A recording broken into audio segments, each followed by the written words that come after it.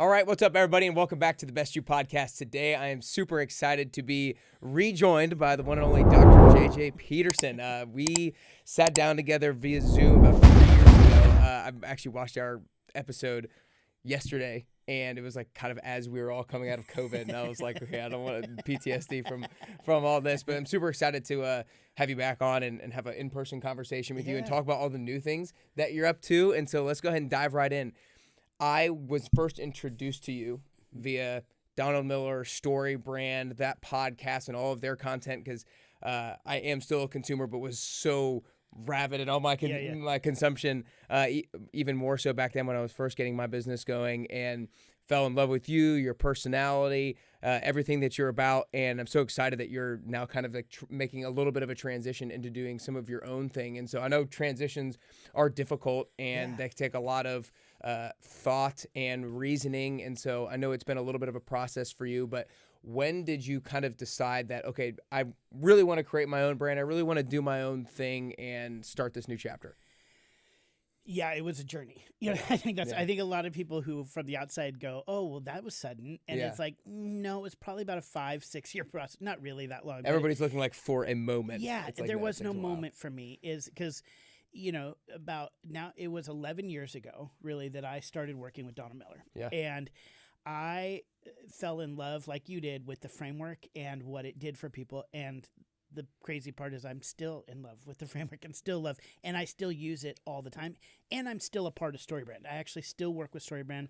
So while I was at StoryBrand, I went through kind of a phase of I was like their first salesperson and then kind of created their first content that was going to go out in private workshops and took Donald Miller's ideas and really made them so he did not have to be in the room. Yeah. And other people could teach, other people could do it, so we could really scale. And then I did that for a long time. So I became head of teaching and facilitation. And then I eventually became head of StoryBrand. And I loved all of it, you know, and now my transition is I'm really moving into what it's more of like a contract role, and because I can't let go. I love it. And I'm called a professor in residence. So I do a lot of teaching curriculum. You were really responsible. I mean, you're going to be humble, but you were responsible for really helping it kind of take off and get to a next level, it seems like. Well, at least get it out of his hands so he didn't have to, it helped him scale. Right, So well, exactly, which is huge. Yeah. And so he didn't have to be in the room. Yeah. And I think there was a number of different things that played into it. One, I ended up getting married, and I ended up becoming a dad, and that happened very quickly. Wow. Not the marriage part, but becoming a dad. We were going to split 50-50 with my partner's ex, and then that didn't happen, and so I became a dad. And then I also literally the same weekend, I lost my dad. It kind of, those two things happened. This was now a few years ago, where the kids were planning on it. School had ended. They were going to move in on a Saturday.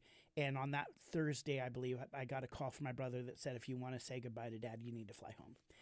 And so I literally had to like leave when I was becoming a dad to go say goodbye to my own.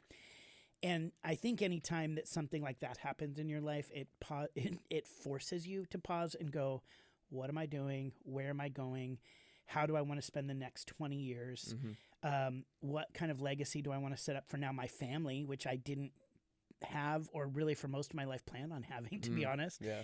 And so that began really the journey for me of figuring out like, what do I want to do? And if I'll just be really candid and honest with you, is that I think a big piece of it was I've spent most of my career helping other people build their business and build their voice and build their legacy.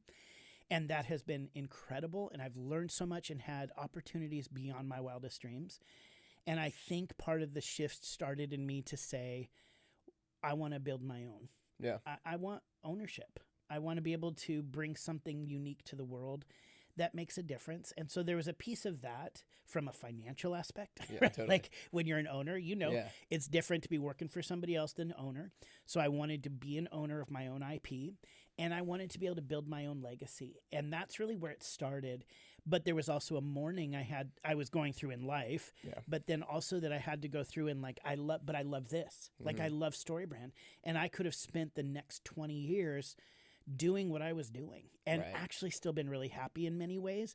But I think there would have been something kind of missing. And so I started looking into my own life and going, what are the things I love doing? And what are the things I feel like I can make a living doing? Right. And the first was messaging, right? I can help people with messaging, whether it's a thought leader or whether it's a business or just an individual that's out there. I can help people with messaging. So I want to keep that piece of it.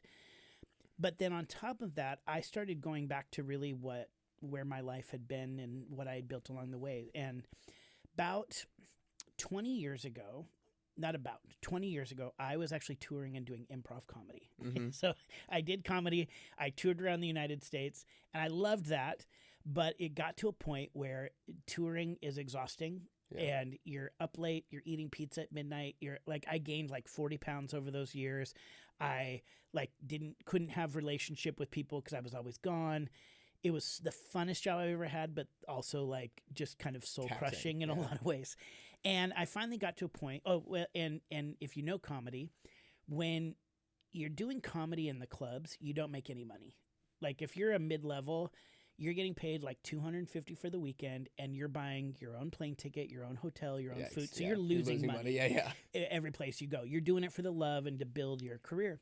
So we did some clubs, but mostly we did private events. That's where you make the money. It's in corporate events and camps and conferences and things like that. And I was touring around, and we would get to see these people on stage, these leaders on stage who were like loud and strong and doing great things, and then they'd walk off stage and I would just see like the wake of trauma and pain that they left behind them often. Wow. And I saw great leaders, but I also saw a lot of people who were like, oh, you said that on stage and then you walked off and did this and you treated people like this because you had a spotlight. And it just kind of kept pissing me off because I'm in huge like companies and huge conferences, thousands and thousands of people, and watching these leaders who seemed like great people, but I watched their teams cower behind the scenes. And I was on tour and we were in Washington, D.C. and had a little bit of a break. And I went and saw my friend. And I remember the moment we were walking on some train tracks. I have this very powerful image in my head. And he asked me if you could do anything. I said, I'm kind of tired of touring and I'm looking for something else. And he said, if you could do anything, what would you do? I said, really, I would want to go back and raise up the next generation of leaders to not leave behind a wake of trauma and pain. Wow. And so in that moment, I decided I went back and I got my master's degree, and then I ended up getting my PhD. And before I came to StoryBrand, then I was in higher education. I went back and worked with college students. I taught communication. I taught leadership. And I was a professor and then moved into administration. So I became dean of students and started working with student government and with the RAs and all the campus leadership. So you were, working with leadership. Doing that. And that has been a thread kind of through everything I've done. So as in this moment of pausing, I was like, well, I do messaging and I love messaging. I love people having a clear message. But the other part really is about helping people step into being the type of leader that they can be confident in themselves, confident in their leadership style, and do amazing things without being a jackass. Like that's, and so it's those two things is really what allowed me to kind of step away from StoryBrand and go, this is what I want to do. I'm curious. That's obviously kind of an impossible question to answer, but when you think back at some of these leaders who are maybe jackasses and leaving behind trauma after speaking to all of their employees or whatnot, do you think that the mistake is, or do you think that most of them are probably just not great people? Do you think a lot of them are insecure in their leadership style and so they're not sure how to communicate? Like, what do you think the deficiency is in some of these leaders? Yeah, I mean, it obviously, there's a lot. There are some people who are just like, that's probably not a good person, right? Like, there's some of that. But the other part, I think there's a couple different things. Is I think a lot of them have dealt with their own pain in their past and haven't really reconciled that. Mm-hmm. And so they're continuing that cycle of pain. In fact, in stories, so that's where a lot of my stuff comes from. I don't know if we talked about this last time, but they're four main characters: the villain, the victim, the hero, and the guide. Okay. In stories. Villain, victim, hero, guide. Now, the victim, something happens to them that's outside of their control. And typically, if you stay a victim in the whole story, the story isn't about you. And the story really, that you exist in the story to make the villain look bad and the hero look good. That's really what it is.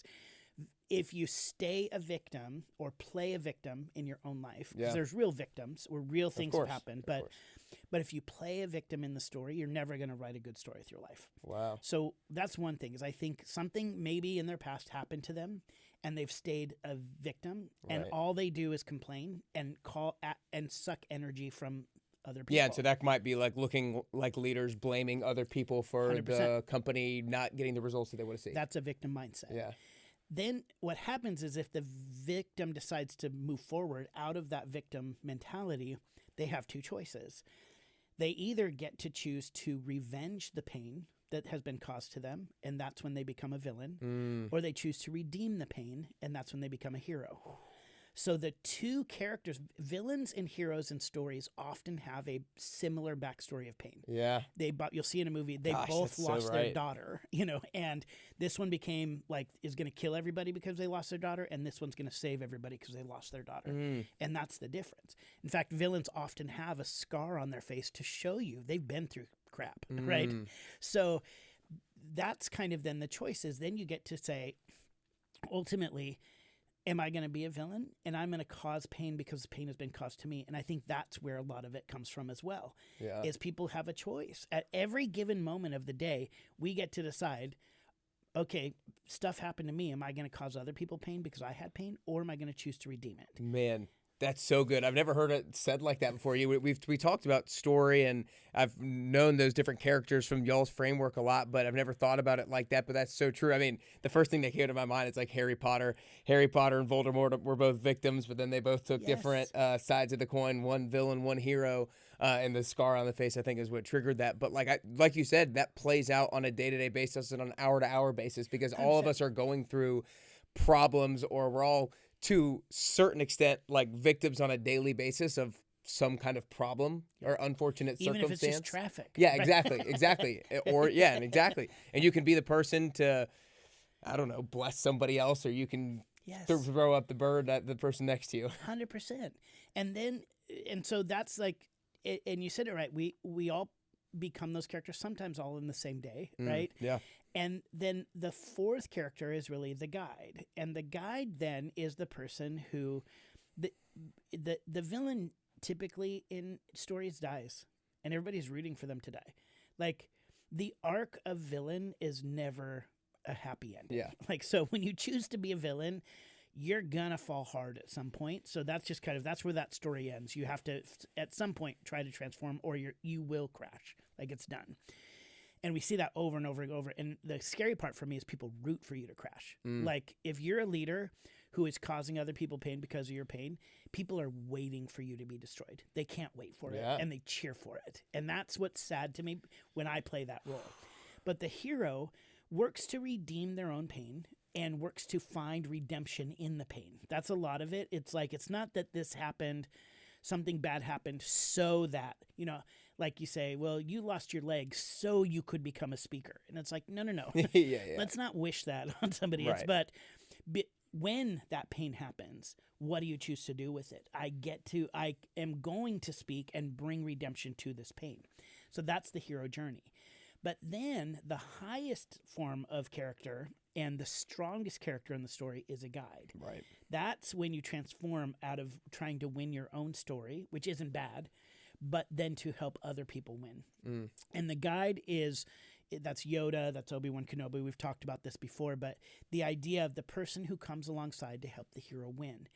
And that in any movie, they are the strongest character. They're the most steady. Yeah. The hero is up and down all the time. Like, you could watch a movie, pretty much any, especially action movie, and pause it any point in the movie and ask yourself, is the hero having a good time? And they're not. Right? Yeah. They're beat up. They're alone. They're insecure. They're all over the place. They're looking for that redemption, but they're still struggling. The guide is steady, doesn't change, and they're strong. And so, going back down to your original question about there's a lot of things that go into, people's inability or experience and all of that. But for me, what helps me in those situations for myself is going, am I playing the victim? Which means that something's happened to me and it's okay. Like when my dad passed away, it's not that I immediately was like, well, let's find redemption in this moment. It was like, no, I'm actually going to be sad and I'm going to mourn and I might even complain and whine for a little bit here. There's appropriate place for healing sometimes in the sorrow that comes from being a victim. But there's a difference between that and like becoming a villain and not well, victim. I think when you maintain a victim mentality, you what you said is you start blaming other people. Yeah. It's outside of my control. What am I supposed to do? That's victim mentality. Yeah. And then in those moments, am I becoming a villain in this, or am I becoming a hero? Am I working towards redemption? And then ultimately, do I work towards guide? So a lot of them, unfortunately, I think have dealt with insecurity, pain, struggle.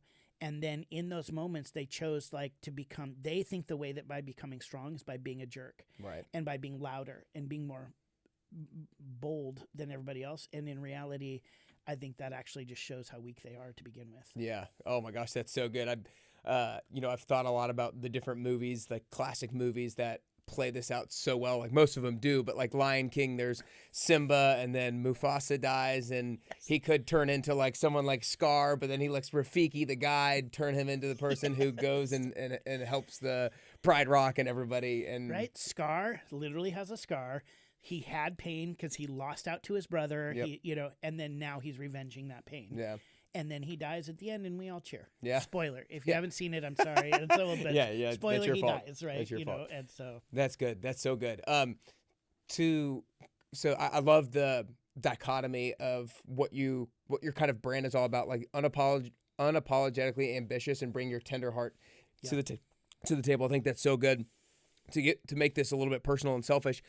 So I'm a fitness trainer and nutrition coach. I have a bunch of clients, and I think that one of the things that I always am navigating in my mind is how to find the right balance of like really holding them accountable and to a high standard. Yes. But I'm also like a good friend with them. Like literally tonight we're going to a happy hour together with a bunch of my clients. And so like I hang out with them, and sometimes they almost feel like, oh, I don't want to drink this or have this around him. He's my trainer. And I'm like, it's fine. I dare have nachos in front of him. Yeah. I'm like, it's fine. It's fine. But not, no, I'm just kidding. I think that for me, sometimes I'm always trying to be like, when do I push this person harder and be like, come on, you got to be better, versus when to like give them a hug or like be easy on them and stuff like that. Yeah. So, it doesn't have to apply specifically to my situation, but how do you think about kind of like navigating those two scenarios, whether it's with your own employees, with clients, or things of that nature? Yeah. I think the way that I've started thinking about it is it's less of a prescriptive kind of black and white thing and more of a dance. Yeah. I think person to person too. It really is. And, I always, can I cuss on this podcast? Yeah, go for it. One of the things I used to tell my students all the time is balance is bullshit. It doesn't exist. You're not going to find balance, and that same balance is not going to do the same thing in another situation, right? Like you may find balance with one client, and then the next client it's like, oh crap, that balance doesn't work. So I think it's a dance. That's one thing, is understanding that there's give and take and movement, and sometimes you have to be more hard on things, and then sometimes you have to be like, if you came to me and tried to push me the weekend after my dad died, we'd be done. Yeah. Right? We'd be done. And in that moment, you have to kind of navigate that dance and go, I'm actually going to lean into empathy a lot more here. Mm-hmm. Now, this is another thing we've talked about that really helps me in this as well, is that when it comes to being a guide in a story, the way that the guide is supposed to show up is really with two characteristics: empathy and authority. Yeah. Those are the two. And they have to work together. And because if they don't, then it really, like, one or the other will kind of, like, for instance, let's say I'm going to a gym and I go into that gym and I say, hey, I'm here to lose 30 pounds. And that trainer goes, me too. I'm out. That's too empathetic, right? No, that's not my trainer. Yeah. But also, if I walk into the gym and the guy lifts up his shirt, shows me a six-pack, and goes, well, you got to get off your butt, fatty. Yeah. Well, he has the authority. Clearly, he knows what he's doing, but that's not for me either. Instead, the best trainer for me, because it's me personally, I'd come in and they said, hey, I actually used to be overweight as well, but not only have I been able to keep it off, but take it off, keep it off, but I've helped about 100 other people do that. Yeah. That's that empathy and authority. If you don't have that direct empathy, you weren't 30 pounds overweight, you can say, look, I've worked with a lot of people who've been in your exact same spot. Right. It's understanding the struggle. That's what empathy is really doing. And it's not sympathy. It's not feeling bad for somebody. It's actually trying to enter into their mindset and understand and feel what they are feeling. Yeah. Brene Brown talks about how sympathy is like seeing somebody down in a hole and yelling down, I'm sorry you're in a hole. Empathy is getting in that hole with them and helping them out. Yeah. And that's so when you show up as a guide for your clients with that empathy and go like, I actually do feel what you're feeling. And not exactly, because we have never been in the exact same shoes, but I know what you're feeling because of this. I feel this with you. But then also going, but also I'm not going to let you stay there. It's Right. I want you to find your best self and move forward. And if somebody is not looking for that, then they're probably not a good match for you, right? Yeah. Well, 100%. 100%. You're not their guide. Yeah. They can find a different guide. Totally. And I know in my experience, one of the things that I try to do is really like understand the circumstances of each person's lives as best I can. So I currently have a client who like a couple weeks ago, I felt like wasn't living up to even like their own standard, let alone the standard that I might have for them. And I was just like, I just want to ask, like, how badly do you care about hitting this goal in the next month? Yeah. And like, there's no right or wrong answer. Just let me know, because if that person's like, I really want to hit it, then I'm gonna be like, all right, let's go. If that person's like, I've got a lot going on right now, I'm gonna be like, okay, totally get it. And so I think like understanding the level of intensity with which they're approaching a goal, I think is important to understand. Well, it's so key because I have worked with trainers. It doesn't show at the moment, but one of the things I ended up starting to tell trainers is, so I lived in Kenya when I was little, and I had a lot of heat stroke. So my body is actually very sensitive to overheating. Wow. So if I get a little bit overheated, I throw up. Like, it's just like, it doesn't have to be extreme exercise or anything. Like if I'm in a plane, it's not about the turbulence, but if it's hot, I'm going to throw up. Yeah. And my body is very sensitive to heat. And one doctor told me that's why. It's because of that. Yeah. So when I go into a trainer, I say, look, here's the thing is also, I'm starting from much lower than maybe where a lot of your people are. If you overwork me in the first couple sessions, I will throw up, and I will tell you right now, I won't come back. Right. Because the heat, it's not worth it for me, even though like I do want to get better, but I don't want to throw up every time I do 3 push-ups. You know, like I have to, exactly. It has to be a slower build and a different build for me, and I need breaks for water. Otherwise, my body overheats, and this is just, it's happened since I was in high school. Like I played soccer at a pretty elite level, and I would just, at that point, I could get over it. I'd throw up and keep going. Now I can't do that anymore. Now I've gone into those trainers, and I've said that, and then some of them have worked with me, and it's been great. And others they're like, well, you're just kind of, you need more pushing. And I'm like, this is not an excuse. I'm telling you where I'm coming from, and let's build together. But if you don't listen to me and understand where I'm coming from, then and you can't pay attention to that simple thing at the very beginning that's really important to me, we're not going to last. Yeah. And so people have to work with me a little bit different, because if my temperature rises, I throw up. Yeah, totally. No, I think, again, you have to understand person's situation, and you get to feel out whether something like that, if you actually have a conversation with the person and ask them meaningful questions and you're curious, you get to feel out if something like that's actually true or if they're like changing the story every single session and they're coming up with new excuses. But when you find out something's true, then it's like, okay, you got to navigate around it. And you can. Right. You just have to figure out, like I have worked with trainers even for longer periods of time. It just is a different way, especially when I'm starting scratch. My body is not used to it. It's going to throw up pretty quick. Yeah. And in a scenario like what I'm talking about is like if somebody gave me that and then somebody gave me, I had a flat tire. I was running late because of my kid's thing. I was doing this, and then it was this, and then it was this, and then it was this, and it was like always something. Yeah. That's when I might have a conversation like, okay, like there's something else going on here. We need to, anyways. And I think that's where, going back to the original thing is, I think it's a dance. Totally. That you have to bring both to the table. And there are times where in the beginning, you're probably leaning with somebody like that, leaning a little more into empathy. And then you realize I actually need to lean into my authority more and my competency.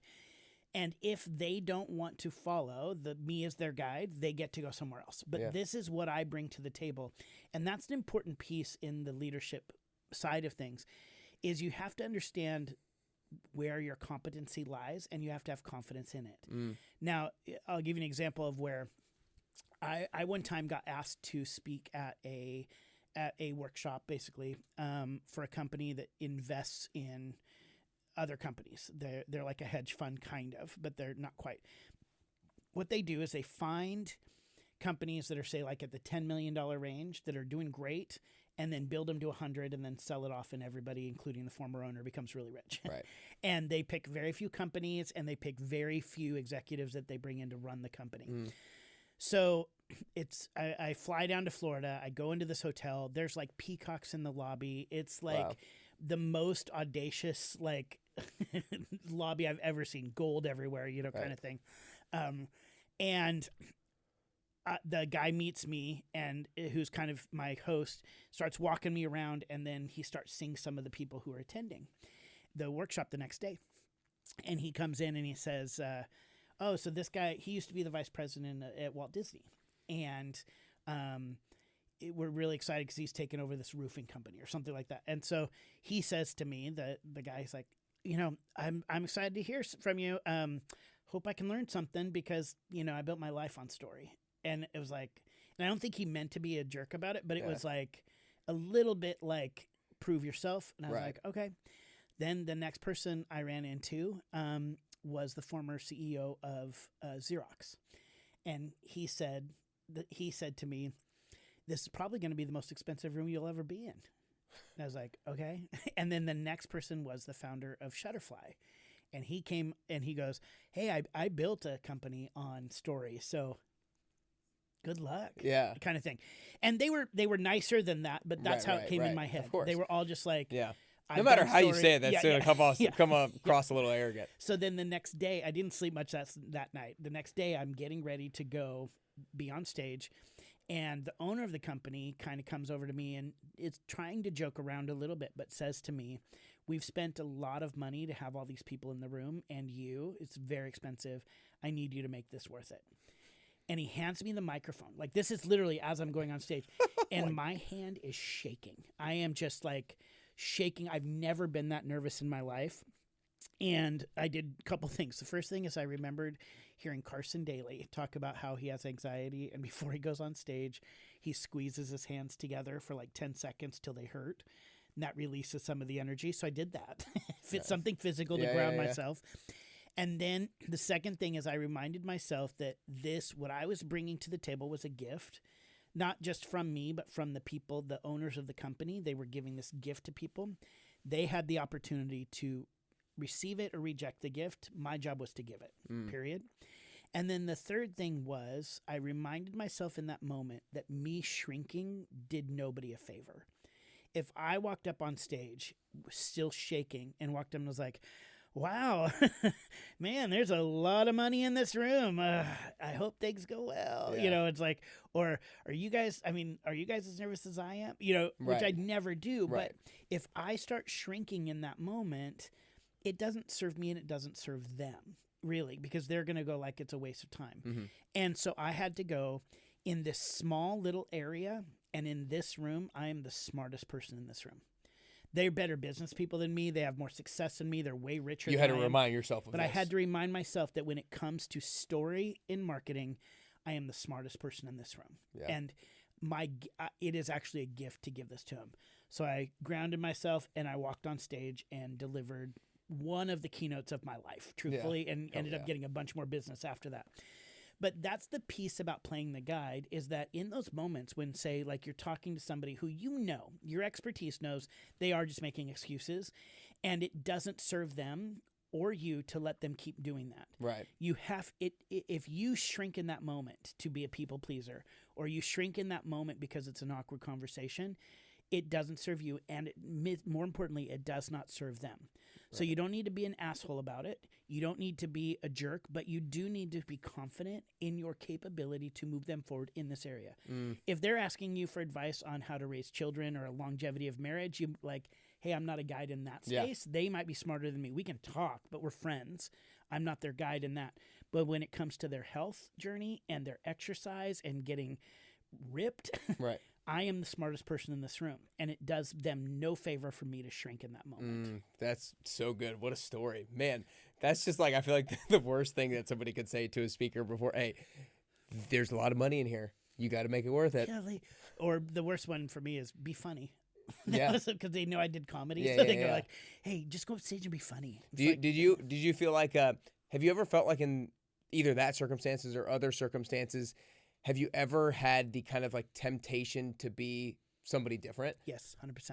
Because I know that early on in your career, you came from, like you said, you worked in schools, but you also came in like kind of Hollywood a little bit and TV and film and the improv world. And so like first going into the business world before you started working with CEOs, you were kind of like more of this like lighthearted guy who wasn't the buttoned up suit and tie. And you probably had a little bit of like, I know you had some intimidation stepping into it. How have you found you've been able to like resist not being authentic in certain scenarios when you're maybe tempted to?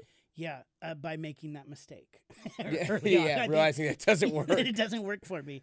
I think that, it wasn't like I immediately stepped into it and was like, I'm never going to not be me. No, there was that. And that is a big part of what Badass Softie, the podcast and the new kind of coaching that I'm doing comes out of. It's really in a lot of my own leadership styles. There were times that I looked to other people and I thought, oh, I need to be like them. Right. Like, and not to be like this. I honestly don't mean this disparaging, but it's just a type of person. I look at crypto bros and like, they're very successful in their world. And a lot of times I'm like, maybe I should be driving a Ferrari too, like, and I'm kind of like in that space.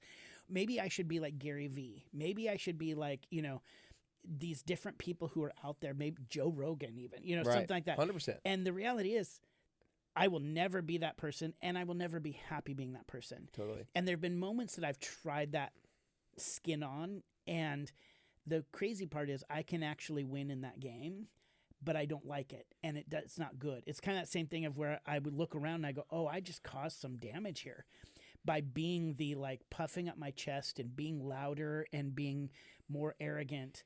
That actually hurt me and hurt others. Well, and the inauthenticity isn't sustainable because then you have to remind yourself to show up like that in every scenario instead of just being who you are.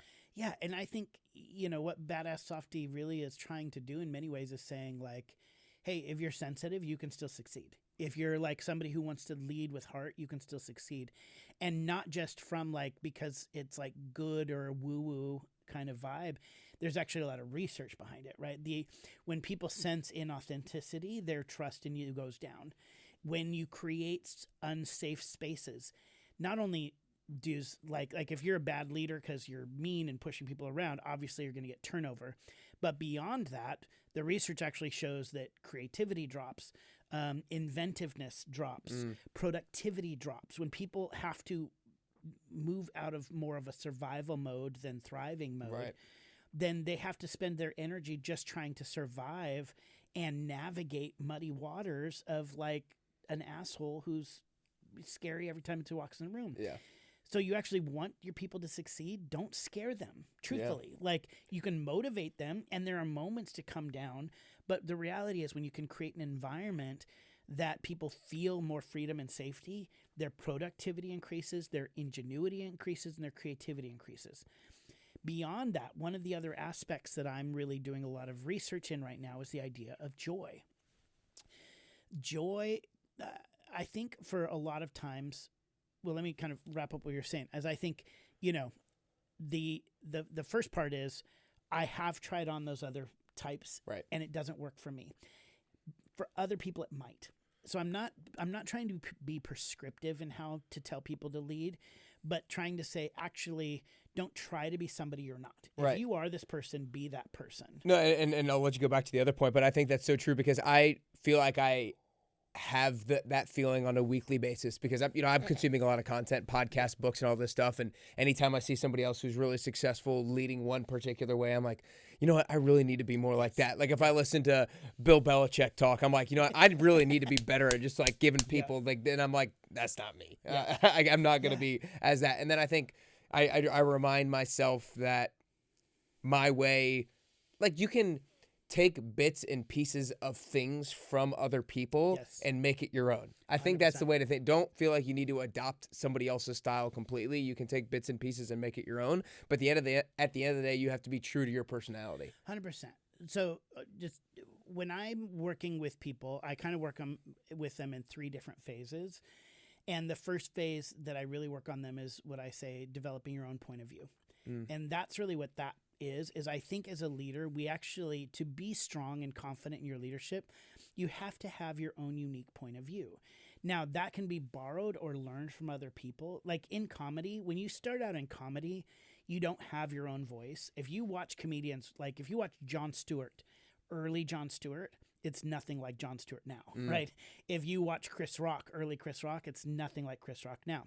A lot of them, and they would say, they stole other people's voices when they were young. Like, so young comedians, when we were growing up, were like, they all tried to be like Jerry Seinfeld. Like, it's, you know, like, it's like they're looking at these other people. And then Jim Gaffigan, same thing. He's been in it for a long time.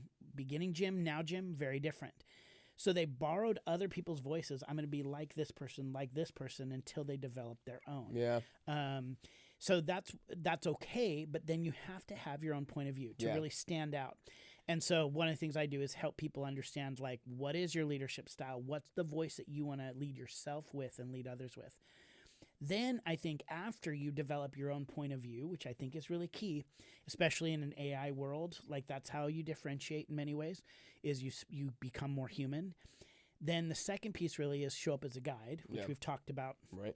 So then how do you develop your own point of view for yourself so you're confident in your own leadership? Then how do you show up to lead others as a guide?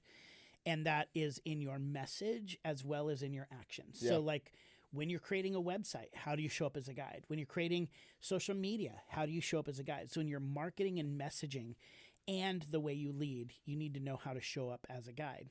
And then the last thing, what I kind of mentioned, is the idea of practicing joy. I think for a long time, I often viewed joy. I love to laugh. I love, joyful things, but I viewed joy as a reward for the end of the work. Like, you can, like, even as a teacher, a lot of times in the classroom, I find myself going, okay, guys, all right, time to get back to work. Like, it's like we laughed, we joked, we connected, and then I go, all right, stop with the fooling around. Right. Now we're going to get back to work. Like it's two separate things. It's two separate things. What the research shows actually is very different is that joy actually is the work. In that when people experience joy in the day, some of the stuff I already talked about, that they are more creative, they are more inventive, they also have a higher rate of satisfaction, which makes sense if you're laughing and joking around. But then on top of that, there's a couple other pieces that were newer to my understanding, is that people who experience regular amounts of joy throughout the day have higher immune responses. So their immune system works better. Yeah. They have lower inflammation. They also recover from stress easier. And having and finding joy is not about trying to be happy all the time. It's not ignoring the pain. But looking for those redemptive, joyful moments actually helps us recover from the pain and stress more quickly. So the research shows that recovery time from physical and mental and stress injuries actually are faster when you experience more regular moments of joy. Yeah. And what I mean by joy is not happiness. Happiness is different. Joy is finding those moments of beauty, moments of connection, moments of fun and laughter, but often that comes from surprise, delight, whimsy, adventure. Yeah. So it's trying to actually build those into your day and into your team's day and into your customer's day. Yeah. Because not only is it about, I think, more fun, I think it's a more fun way to live, but actually it helps you be more productive. It helps you recover from injury and stress faster and allows you to actually be better at your job. I'm going to go back into some of those words because I think they're more practical than they're a practical point that I want to go back to. You said joy is about elements of surprise, delight, laughter? And I know you were maybe just kind of like riffing on some words, but like what do you? No, those are real. That's Okay, what I okay, mean yeah. by that. Yeah. So like when I say Are there like more words like that you? those are the main ones. Yeah, to be okay. honest. But there are others because we all find joy in different things. Like I find joy in my children. You know, Yeah, like totally, there's of things like course. that. But that's out of the relationship bucket.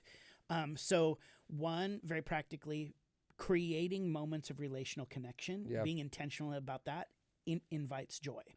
So yeah, when people are hanging out at the water cooler for 15 minutes, maybe even sometimes 30 minutes, maybe we don't interrupt that all the time. Yeah. Now, if it's consistent, it's excuses, it's all that stuff, then it becomes something different. But if there's a moment in the day where one time you see employees laugh a little longer at lunch or take an extra 15 minutes for stronger connection, Yeah. the result of that actually is they experience joy, which results in higher creativity, higher productivity. Well, and it's the mindset shift of like if you're like their boss or their leader or whatnot, seeing that, and obviously, like you said, if it's a regular occurrence and it's like that's something different. But if you see it, then you don't view it as in productivity. You view it as like that's part of productivity. Exactly. And same thing with you going for happy hour. Like that brings joy to your customers. It brings joy to you. And even if it's a hard extra thing, right? It's like, but you'll find joy in that connection. So that relational aspect, the surprise and delight thing is a big piece of joy. When you can, so comedy often comes from surprise, right? When you say like it's one of the rules of comedy is called rule of threes, where you say two things they expect and then the third thing is something they don't. So you say, today we're going to do sit-ups, push-ups, and we're going to, and then you throw a third thing in there that's nothing that they wouldn't expect. Now all of a sudden they're like, ha! Yeah. It brings surprise and delight. And you can do that in conversation, but you can also do that in the way that you treat your employees, you treat your customers. When you go that extra little mile for them, like when I show up to a hotel and there is a piece of chocolate that has been laid on the bed, 100%. I go, oh, like there's that moment that is joy because I'm not expecting it every time I go, or a handwritten note or something that surprise and delight that brings joy. Then, so there's surprise and delight, there's relationship, there's adventure, there's discovering something new that helps you overcome. Like if you do something new, if you've never rock climbed and you get to rock climb and you succeed in that, so you have to create moments of success. But that somebody gets to do something they've never done before, that creates moments of joy. And so there's all these little things that you can actually build in with intentionality. Totally. And understand that it contributes to the work. Because there's some other aspects of this too. Like for instance, when you create surprise and delight, when you create adventure and whimsy, make it really practical. Let's say you're meeting with your team and it's a half day or full day meeting and you get to choose, am I going to have everybody meet in our conference room or are we going to go off-site? Off-site, you actually will create more creativity and ingenuity. Here's why. When people stay in the familiar, you actually your brain kind of starts to relax and you start making decisions from your subconscious. You want to do repetitive things. And in let's say in working out, when you don't want to have to think about it and just go, you want repetitive systems. Of course. Like I'm going to go and I'm going to do this circuit the same way. So I don't have to make a decision. My brain just does this. Procter & Gamble did some research on when you go shopping at the grocery store. When you go to a familiar grocery store, they actually watch your heart rate drop and your breathing drop and you go into a subconscious state. And typically you will take the same route in the grocery store every time. It also means you will probably buy the same things. I'm going to stop and get an avocado. I'm going to get bread. I'm going to get milk. I'm going to get butter. And you go through this cycle. What they found is if you put a display at the front that highlights a sale, so Pepsi is on sale, Doritos are on sale, that's not to highlight the product. That's to wake you up. It's to wake you up to go, oh, wait, maybe I do need something to drink that I wasn't normally going to buy. To change your habit and a you little bit. actually change your actions based on your being awake. It's the same principle when you if you drive familiar routes, like you're coming from work to home and you meant to stop by the grocery store on the way home, but all of a sudden you wake up in your driveway. Have you ever done that? Oh, of course. It's because it's familiar. So when you keep yourself in the familiar, you make familiar choices. Your brain actually doesn't want to have to make new choices. So when you take your team and surprise them by going to a different environment, bring in some bagels that you normally wouldn't bring in, or fruit trainer, bring in something that is unique to them, or just like have a piece of chocolate waiting for them, or something, a bar that's different. What you're actually doing in that moment is you're waking up their brain. So then the next 2 hours of your meeting, they will be more creative. They will make new decisions. If you do it in your office, they're like checking their email. They're going to the bathroom because they know where it is. They don't have to think about anything. They're wondering if they need to be on their phone, what they're doing after with their kids. Yeah. You go to a new place that's fun, just a little unique. And is it going to cost more? Yes, it is. It absolutely is. Yeah. But when you invite that joy into the space, you actually create more productivity. Right. So one of the other things I do is I work with people on how to deliver the product and service. So the first thing is understand your own point of view and how you want to lead. The second thing is how do you show up in messaging and leadership as a guide. And then the third thing is I work with Will Guidara on Unreasonable Hospitality. So the idea of how do you then serve people well? How do you make them feel the hospitality, remember you, create a competitive advantage in the space of joy and whimsy and adventure that actually for your team and for your company and you as a leader is your competitive advantage. Yeah, man, that's so good. That is so good. For the sake of time, I want to get down to that was masterclass. I was like, what could I keep diving into a couple of things? I feel like it's going everywhere, but I'm hoping that I'll give a personal example that for me, like as a trainer. So every Thursday when we have class, we start off with Thankful Thursday. And usually, so I have 20 people in a class. And so to go around 20 people, it might take 6, 7, 8 minutes. And there are times when I'm programming the workouts and creating the workouts, I'm like, man, it would be really nice to have this 6, 7, 8 minutes back so we could get more done. But then I have to remind myself, like, is the 6, 7, 8 minutes that we do for Thankful Thursday, is it the best use of time? And I'm like, yes, it is. Well, that's another thing, like one of the things I forgot to mention is gratitude journals, right? Like we know that people talk about gratitude journals, but what that actually is it's focusing your mind on moments of joy. Yeah. That's actually what you're doing. The gratefulness brings joy. So having a Grateful Thursday is actually part of the work. And what it allows people to do, it changes their mindset. Again, if they're going to be stressed and tired and exhausted, that moment, and even if you close out with, hey, be grateful the rest of the week, what you're doing is their body now actually recovers faster from the workout after that because of that joy. That's awesome. That's awesome. Well, and it creates relationship connection too, because you get to hear what everybody else is thankful for. Yeah, and you know more about people. That's great. That's great. If you don't mind, I want to get back to the point in the beginning that you made. You got married in October. Yes. Congrats. Then you became a dad basically immediately upon losing your dad. In terms of becoming a dad, you one kid or multiple kids? 4, 2 are in college. Yeah, 2 live with us. So what ages? 21, 20, 17, and 8. Wow. Holy smokes. Yeah. Oh my gosh. Okay, so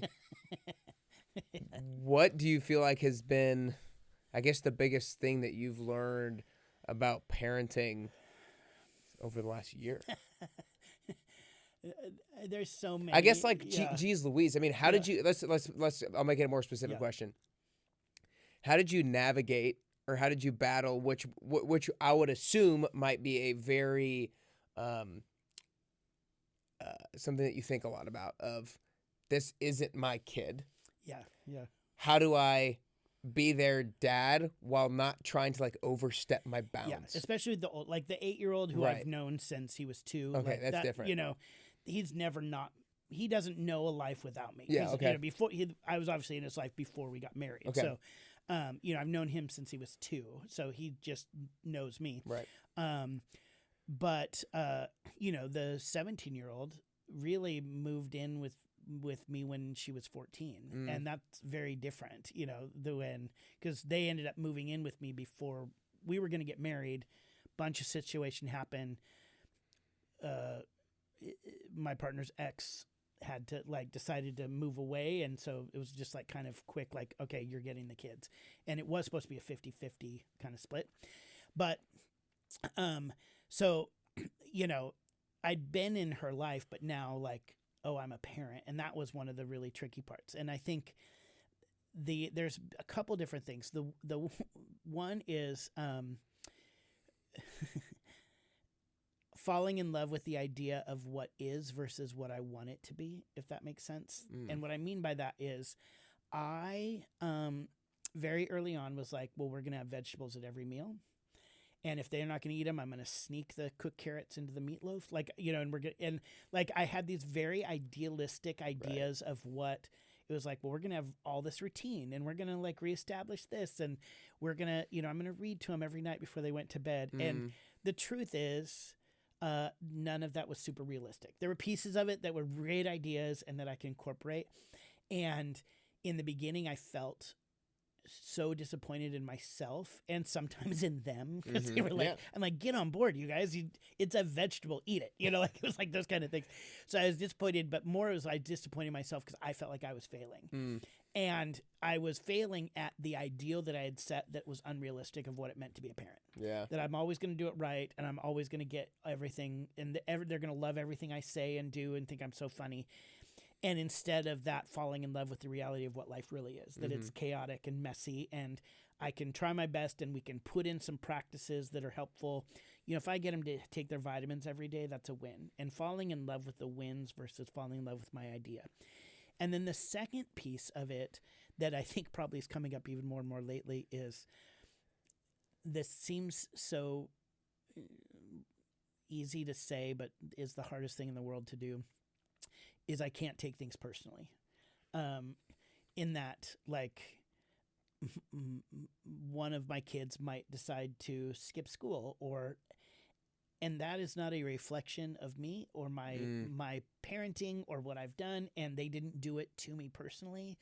And looking back, I didn't do that to my parents personally. Like, this was not I'm going to stick it to my parents by skipping school. But holy cow, do I take that stuff personally. And learning there and in kind of leadership in general, like, yes, sometimes people are having tough days. It's not a personal thing always. And sometimes, they just are not built for this role. And that's not you reflective personally on you as a leader. But in the parenting space, the two lessons I think that I really lean into the most that also are very applicable to my leadership stuff is fall in love with what's real versus what your ideal is. Right. And then second, don't take things personally. That's so good. I feel like I really needed to hear that. I'm not like, we're not pregnant or anything, but we want kids at some point, and I feel like I'm going to be that person that's like, we're going to sit down for dinner every night. We're always going to have this amount of servings of vegetables. We're always going to do this routine and that habit and this tradition, and it's never going to happen. And, we end up like every week we plan our meals, we try to be really healthy, and then inevitably at some point we're finding ourselves at McDonald's at some point. Right. And, and I can beat myself up over that, or I can go like, for our family and our sanity, this is what needed to happen tonight. Tomorrow we get back to the salad, and you just kind of, there's pieces of that. But like, and then the personal side of things is like, if a 2-year-old is throwing a fit in the middle of a grocery store, that's not on you. You know what I mean? Like, that's not personal. Yeah. They're a 2-year-old. They're tired. They're hungry. This is not a personal attack on you as a human being. And that's really hard to actually lean into that when you're in the middle of Costco and they're throwing themselves on the floor. Totally. Totally. And I think one of the last thing that maybe to finish with is, that doesn't mean you shouldn't have an ideal. Yes. Like, you should still 100%. Have an ideal. Yep. It's just you need to have the appropriate relationship with the ideal and realize that it's exactly that. It's an ideal. It's not something that's going to be attained with perfection. And it's not going to be attained tomorrow. Like, I started day one of like, here's our chore chart. Here's the meals we're having vegetables every time. We're doing all this stuff. And we've now worked up to where like, it used to be our 8-year-old could only eat, like, he would only really eat cheeseburgers and pizza.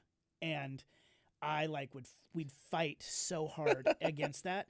And now it's like, we've gotten him to where he'll eat, some spaghetti sauce, or tomato soup, like, it's like little things that we start to kind of expand his palate little by little. And we're adding more vegetables. Like, so we realize he doesn't like cooked broccoli. But he can do raw broccoli. Great. So let's not Totally. if I'm making cooked broccoli for us, we're making raw broccoli for him. Ideally, I'm putting my foot down and going, you eat what we put in front of you. That's not happening. So we're still every day striving to get a little bit better. We figure out the systems, we grow, and we continue to work towards the ideal. It's not a giving it up, but it's also like, oh, that was pretty bold to think that I could control the way a 5-year-old wants to eat food. Without having lived with him for the first 5 years of his life. Totally. Well, that's awesome. Well, that was great stuff. And I'm sure it'll continue to evolve and get hopefully maybe a little closer and closer to the ideal, and as life goes on, especially with that 8-year-old. But this has been awesome, JJ. You guys need to make sure you go follow him on social media and different platforms and stuff. You can go to @Dr. JJ Peterson on Instagram and @Badass Softie Pod on Instagram. And then the Badass Softie podcast is going to be on all the podcast platforms, Spotify, Apple Podcasts, YouTube. You just did an awesome interview with Amy Porterfield. I watched the whole thing yesterday. It was so good. I took great notes on it and super excited about all the future guests that you are to have on. And then you can go to drjjpeterson.com as well. We'll have that all linked up in the show notes in the description. Any final words, parting words here, JJ? I think for me, the thing I always try to leave with people is, if you get nothing out of what we talked about is, look at the way you lead, the way you live your life, and see, can you lean more into trying to show up as the guide more often than especially as the victim and the villain. But can you really lean into, how do I show up with empathy and authority for people and lead in a way that helps them win? Because when you do that, you both win. Oh, gosh, that's so good. I do think that that's a huge takeaway that all of us should walk away from this episode with.